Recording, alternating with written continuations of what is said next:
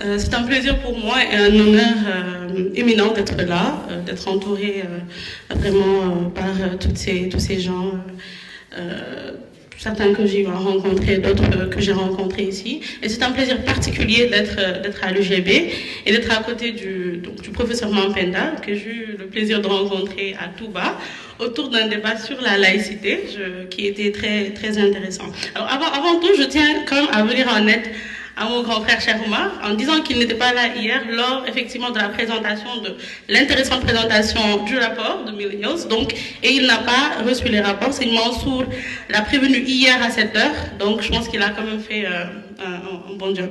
Voilà. Alors, hier, le professeur Pierrot Sané, dans sa liste des gens à qui il ne fallait jamais donner le micro, il a oublié les étudiants. Les étudiants, faut pas aussi leur donner le micro. Parfois, on a tendance effectivement à réciter des leçons ou en tout cas voilà. Donc il y a ça aussi. Alors c'est vrai ce que dit le professeur Mampenda. C'est une thématique intéressante et je pense que quand on m'a dit ce matin que c'était sur 15 minutes, j'ai un peu été surprise parce que effectivement j'ai préparé un exposé qui devra se dérouler sur 15 minutes, sur plus de 15 minutes, mais je vais essayer de le résumer au maximum. Donc la thématique jeunesse, religion et engagement démocratique, puisque Cheikh Oumar nous a entretenu sur l'aspect pratique, je vais essayer moi de m'appesantir sur l'aspect académique et scientifique. Donc la thématique, je l'avais découpée en 3 parties. Premièrement, la jeunesse et la religion. Après, la religion et l'engagement démocratique, et finalement la jeunesse et l'engagement démocratique. C'est 3 thématiques qui se retrouvent au sein d'une thématique. C'est pour ça que faire ça en 15 minutes, ça va être difficile, mais on va essayer. Alors, la jeunesse et donc la religion, il est un fait universel, donc que partagent les peuples. C'est la religion. Alors, à quelle ère de l'échelle humaine que l'on se situe, il est prouvé que toutes les entités homogènes, archaïques ou même modernes, partageant un territoire et des pratiques, effectivement ont en commun un ensemble de systèmes de croyances qui, pour la majeure partie du temps, c'est la religion. Alors, cette religion touche effectivement l'ensemble des couches des populations, mais particulièrement la jeunesse, cette frange du peuple sur qui repose effectivement l'avenir ou le futur des nations. Il est difficile, effectivement, maintenant de parler de jeunesse parce que la jeunesse est extrêmement vaste et elle est extrêmement diverse, que ce soit du point de vue sociologique, culturel, géographique, etc. Mais le rapport de la jeunesse à la religion est particulièrement distingué du fait, en fait, de la psychologie même des jeunes. Des paramètres qui définissent l'état, les aptitudes, le sens et les sources de l'engagement, l'inclinaison des priorités. Les jeunes ont cet intérêt particulier et dans l'exposé, je viendrai à ce que, parce que quand on dit religion au Sénégal, il y a quelque chose qu'il faut sous-entendre. Quand on parle de religion, moi j'aime parler de communautarisme religieux. Au Sénégal, la religion n'a pas de force, ce sont les communautés qui ont une force, qui partagent effectivement en effet la religion. Donc le Sénégal, exemple qui nous intéresse particulièrement, donc la religion, on sait, occupe une place importante dans la culture et le bien-être des populations. C'est un pays où tradition, mais surtout croyance, se mêlent à la modernité de la vie de tous les jours. Et donc, comme nous pouvons tous en douter, le Sénégal est un pays où la religion, pour ne pas dire le communautarisme religieux, donc est un levier fondamental de la vie sociale. Et Seigne Mansour l'a dit hier avec ce fameux rapport de la Banque mondiale où le Sénégal est sorti premier dans cette catégorie des personnes pour qui la religion est au premier plan.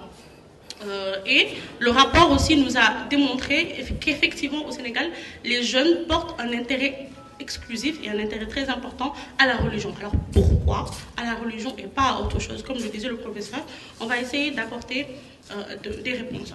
Cette religion, ou en tout cas la croyance des communautés, elle intervient dans tous les domaines de la vie sociétale et représente une priorité absolue pour l'ensemble des Sénégalais et essentiellement pour la jeunesse sénégalaise pour qui, dans la majeure partie du temps, la sphère religieuse et donc tout ce qu'elle comporte, la spiritualité, le mysticisme, l'allégeance communautaire, donc sont des éléments qui interviennent de manière primordiale dans le processus de construction sociale et de reconnaissance identitaire.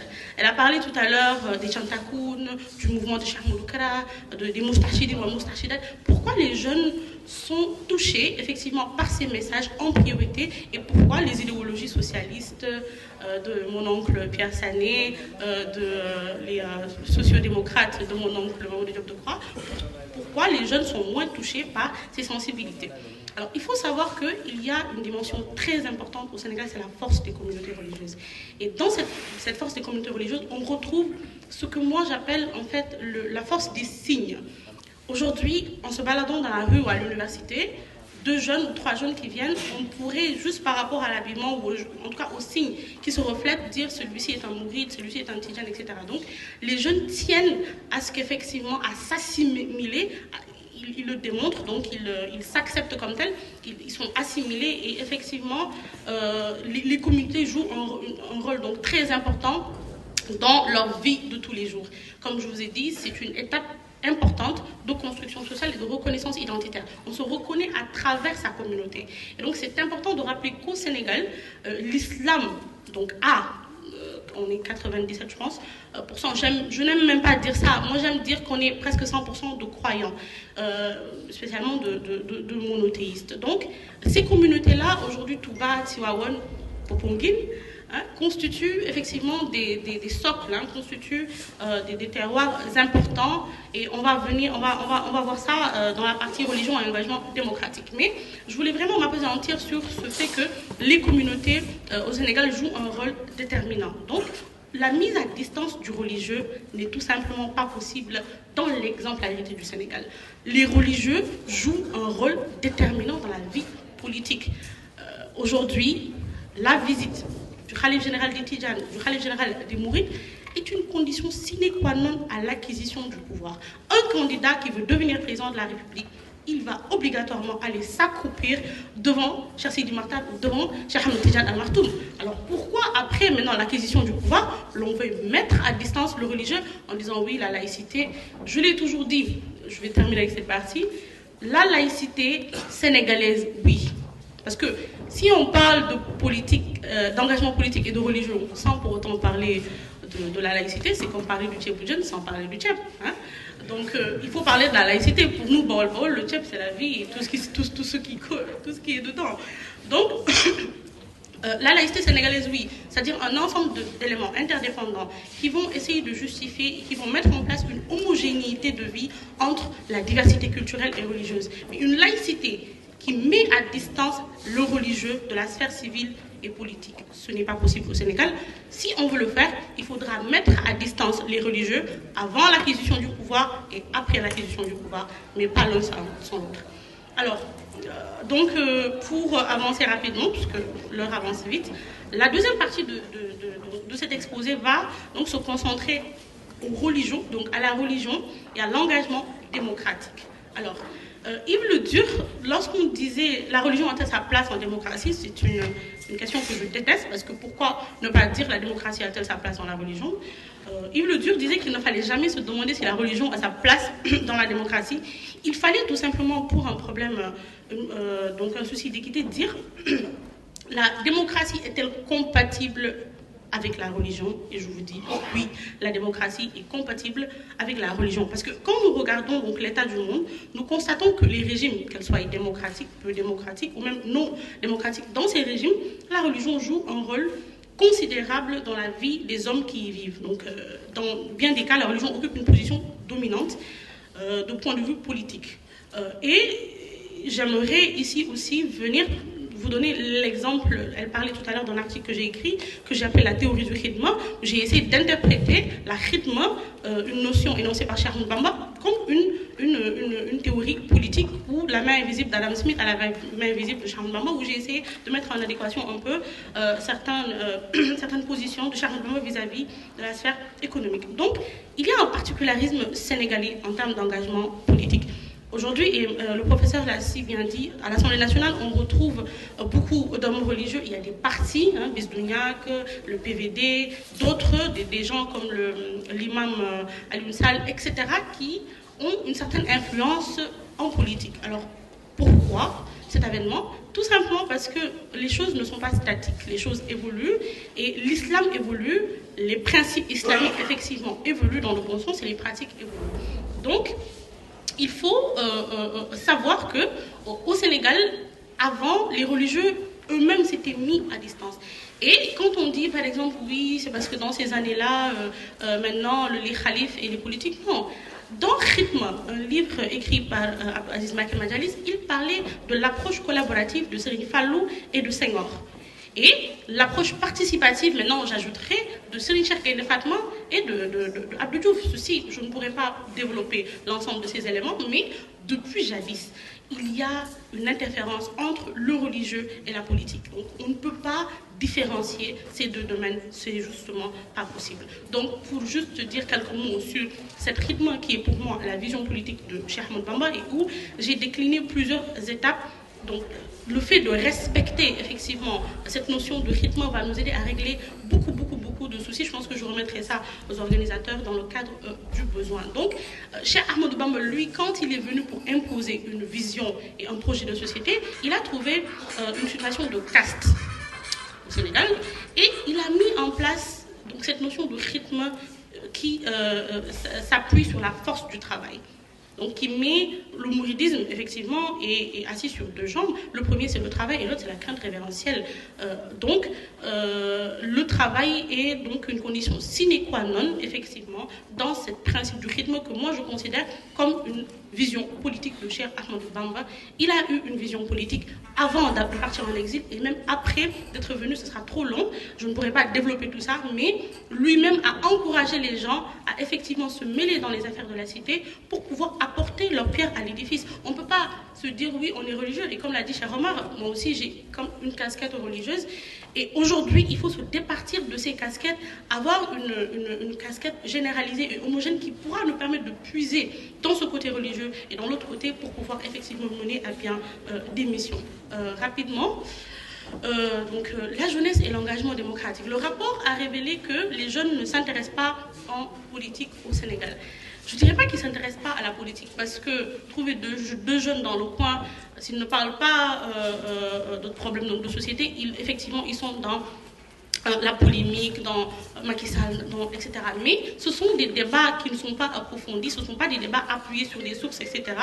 Mais, excusez-moi, ce sont des débats qui effectivement, sont jugés donc, par rapport à des polémiques, etc. Et dans un pays où, Seigneur Mansour l'a dit, 65% de la population a moins de 35 ans, un désintérêt des jeunes de la politique, c'est même pas c'est grave, c'est même pas grave, c'est dangereux. Si les jeunes ne se mettent pas à donner leur avis, à s'engager pour effectivement développer ce pays, c'est grave. C'est comme si plus de la moitié de la population se disait non, nous on ne s'intéresse pas. Et le Sénégal a cette chance d'avoir une population extrêmement jeune qui doit participer davantage à la politique. Et de plus en plus de jeunes effectivement rêvent d'un monde meilleurs, réfléchissent donc de manière concrète à comment développer le pays, comment travailler plus, etc.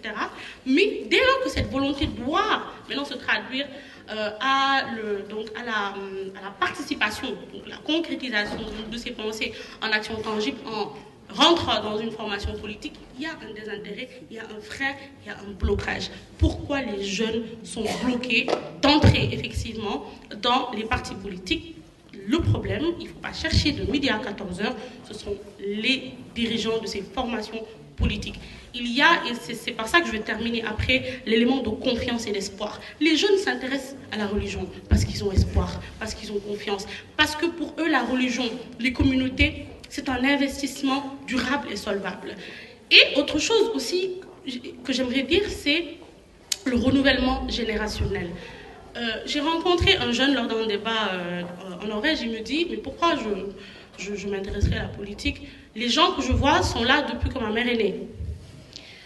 Donc, si je m'engage dans un parti, ben, je n'aurai jamais ma place. Parce qu'ils sont là, pas depuis que moi je suis née, mais depuis que ma maman est née, ils sont là, donc ils ont tendance à effectivement ne pas sentir leur place, ou en tout cas à dire, bon, on va perdre notre temps, etc. Donc, il y a aussi un sentiment de désintérêt, effectivement. Mais ce qui domine, c'est un sentiment de frustration. C'est-à-dire qu'ils ont un vrai désir de participation assorti d'une forte déception, car l'offre politique est en décalage avec leurs attentes. Il y a donc lieu de savoir que cette génération africaine, et donc sénégalaise, est une génération idéologique. dans le sens où elle met en place ses propres idées et elle s'active autour de ses idées. Et c'est là où c'est intéressant de faire le rapport, ce qu'a très bien fait Millennials Voice, entre la politique et le religieux, parce que ces idées-là autour desquelles les jeunes se construisent, c'est des idées culturelles, mais c'est des idées religieuses. Donc si on veut intéresser les jeunes à la politique, il faut intéresser ces jeunes, il faut donc s'attaquer aux objets dont s'intéressent les jeunes, et ces objets-là, qu'on le dise, c'est la religion. Il faut arrêter de mettre à distance la religion dans les affaires civiles, il faut essayer de voir comment mettre en place des dispositions pour qu'ensemble, puiser de la sphère religieuse pour effectivement réussir à atteindre les objectifs. Je voulais dire aussi qu'il faut donner une considération importante au clivage entre les formes classiques d'expression politique qui ne correspondent pas forcément aux jeunes et des formes d'expression politique nouvellement installées dans notre paysage politique et social, car l'obstacle majeur réside dans la multiplicité des enjeux, laquelle entraîne des hésitations, des difficultés à faire les choix.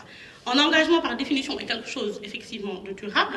Donc, si tout change très vite en raison donc, de l'accélération de la temporalité, qu'on s'investit en un endroit, plus qu'on change, comme on voit maintenant, les politiciens 1, 2, 3, ils créent un parti, comme moi, je créerais en bonne américaine des peanut butter and jelly. Il faut arrêter, il faut s'inscrire dans la constance, il faut s'inscrire dans la continuité. Je ne sais pas combien de temps il me reste, professeur. Voilà, donc je vais conclure en disant tout simplement aux formations politiques. Les formations politiques doivent constituer des structures passionnantes, dynamiques et représentatives de valeurs citoyennes, républicaines et éthiques. Elles doivent être distinctives par des idéologies réalistes, légitimes, qui soient fondées par une identité culturelle forte et basée sur un héritage historique objectif. Arrêtons de mettre à distance notre héritage culturel et religieux. Elles doivent se miroiter à travers l'ensemble des forces et évidences en termes de croyances, en faisant de la sphère religieuse un atout et une garantie pacifique du vivre ensemble, et non un outil personnifié d'atteinte des objectifs. Elles doivent sauvegarder cette diversité africaine, affranchie de toute crise raciale, religieuse et culturelle qui nous vaut une respectabilité partout. Le vivre ensemble sénégalais est un exemple partout et pour tous. Et enfin, les formations politiques doivent puiser dans l'optimisme et l'espérance religieuse, oui religieux, afin de restaurer le sentiment de confiance et d'espoir au sein de leurs institutions, des actions dans les bases, aux idées constructrices de stratégie dans les sommets. Car, je vais terminer par cette phrase, les jeunes, certains jeunes se désintéressent de la politique parce qu'ils n'ont pas confiance, parce qu'ils n'ont pas espoir. Mais d'autres, justement, se désintéressent de la politique parce qu'ils ont eu confiance et parce qu'ils ont eu espoir. Redonnons-leur cette confiance et effectivement cet espoir pour pouvoir les attirer vers ces institutions qui feront de nos républiques, qui feront de nos nations des nations fortes, des nations dirigeantes. Assalamu alaikum wa rahmatullah. Je vous remercie. Alors moi j'ai noté toutes les questions et je voulais apporter des éléments de réponse à toutes les questions, mais la chère professeure va m'attaquer bientôt, donc je vais résumer.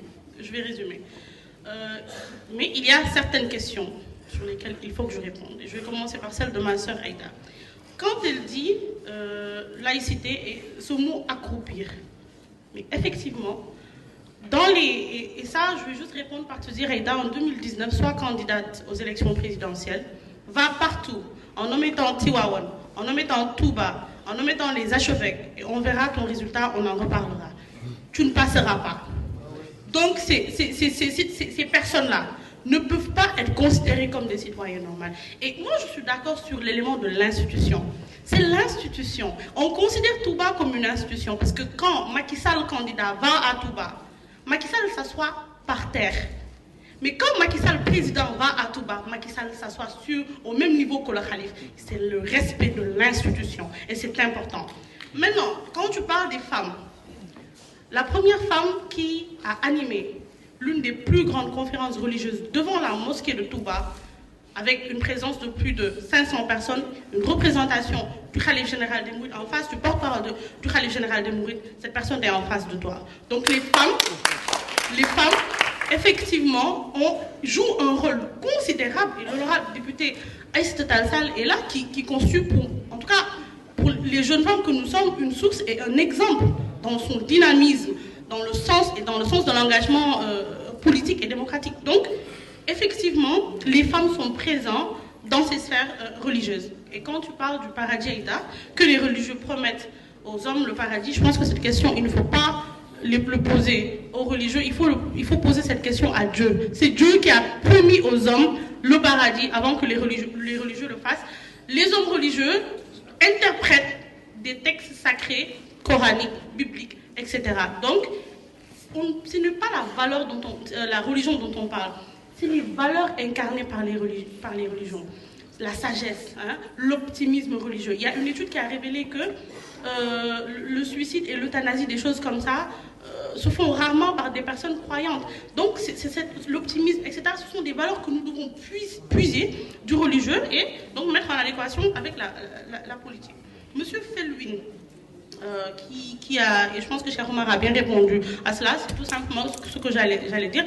Dire que Serigne Mansour Sy, Djamil ou le Théodore Adrien Sarr, qu'il trouve que ce ne serait pas normal qu'il soit président, c'est une discrimination. Et en parlant de discrimination dans un pays laïque, il y a quelque chose qui me touche. Et c'est une expérience personnelle. Et il y a là un camarade, Amadou Tall, avec qui j'ai partagé la terminale au Sénégal. Et il sait pourquoi je suis venue fondamentalement faire ma terminale au Sénégal. Parce qu'en France, je n'avais pas le droit de faire le bac avec ce voile sur la tête. Et je suis venue dans mon pays où l'expression religieuse est libre pour faire mon baccalauréat. Donc, si aujourd'hui, dans des écoles catholiques, on interdit aux jeunes femmes de se voiler au Sénégal, ceci n'est pas la laïcité sénégalaise. La laïcité sénégalaise, ce n'est pas la mise à distance du religieux. On ne peut pas mettre à distance des gens qui configurent la vision et la volonté de plus de 98% du peuple. La laïcité sénégalaise, c'est l'impartialité, c'est la neutralité dans les affaires de l'État. Et c'est important. Je vais terminer bientôt, je vous promets. Il y a une question de Adam Ndiaye qui me demande si j'ai dit que si la religion était compatible avec la démocratie. Il me dit, est-il possible dans un contexte de liberté, égalité, laïcité? La religion, c'est la liberté, c'est l'égalité, c'est une forme de laïcité. Tant qu'on continuera à comprendre la laïcité comme l'ont théorisé les Français et les Occidentales, tant qu'on ne se mettra pas debout pour théoriser nos propres notions, pour avoir des compréhensions africaines et traditionnelles, culturelles et religieuses, ben effectivement, quand on dit laïcité, c'est parce que la France l'avait traduit, et ce qui existe en France n'existe pas au Sénégal. La laïcité, donc avec la loi de 1903, était venue pour effectivement créer une neutralité, etc. Je ne vais pas revenir dans les détails, mais la religion, pour ceux qui l'étudient et pour ceux qui s'intéressent, est une forme qui aide les êtres humains donc dans ce sens de vie commune. Pourquoi la jeunesse s'engage plutôt dans la religion que dans la politique? C'est El Hadj Malik Cham, je pense, qui a posé la question.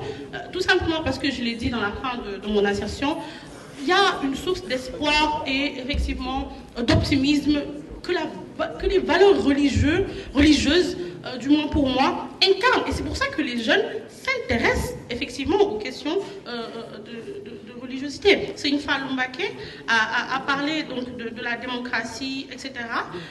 Et du fait que, pourquoi? C'est parce que je suis petite fille de Cheikh Ahmadou Bamba, ou que Cheikh Omar est petit-fils de El Hadj Omar Foutiyou, qu'on nous dit qu'il ne faut pas faire de la politique. Je suis petite fille de Cheikh Ahmadou Bamba, j'ai fait l'école comme tout le monde, j'ai eu mes diplômes comme tout le monde, et aujourd'hui je suis une femme, oui, qui prend des positions. Et ça ne veut pas dire que ici sur cette table, j'ai pris ma conviction mouride et musulmane et je l'ai mis ici dessus parce qu'il ne faut pas montrer. Et non, il faut montrer. C'est dans la diversité que le développement se déploie et c'est dans la diversité que le vivre ensemble est possible. Je vais terminer par là, chers jeunes et surtout chères jeunes femmes. Il faut revendiquer et nous approprier notre histoire politique. Je pense que Serigne Mansour Sy Djamil à l'Assemblée nationale fait un travail exceptionnel. Et quand Oumou Khayri a parlé de Thierno Souleymane Baal, effectivement en 1776, il a écrit Confrérie religieuse et politique, un texte éminemment important. Ce n'est pas... quand on dit oui les religieux, c'est comme moi j'entends les Sérères, les Peuls. forme de discrimination. La religion, la croyance religieuse, elle fait partie de nous. Certains, il y a des gens, comme l'a dit le professeur, qui sont des homosexuels, qui peuvent effectivement, dans un état de droit, vivre leur homosexualité. Mais parce que moi, je suis soumise à une religion, je suis soumise à des codes, parce que la religion, ma très chère sœur Aïda, je vais te titiller, c'est aussi de respecter des lois, c'est être soumise à quelque chose. L'anarchie n'a jamais marché. Et pour vous faire comprendre que l'anarchie ne marche pas, va au feu rouge, qu'il y ait le feu rouge, et passe, tu te feras arrêter tout de suite. On est soumis, l'être humain est forcément soumis à quelque chose. Alors, soyons soumis à la liberté, soyons soumis à l'égalité. J'ai choisi d'être soumise à la religion, c'est mon droit, c'est la laïcité.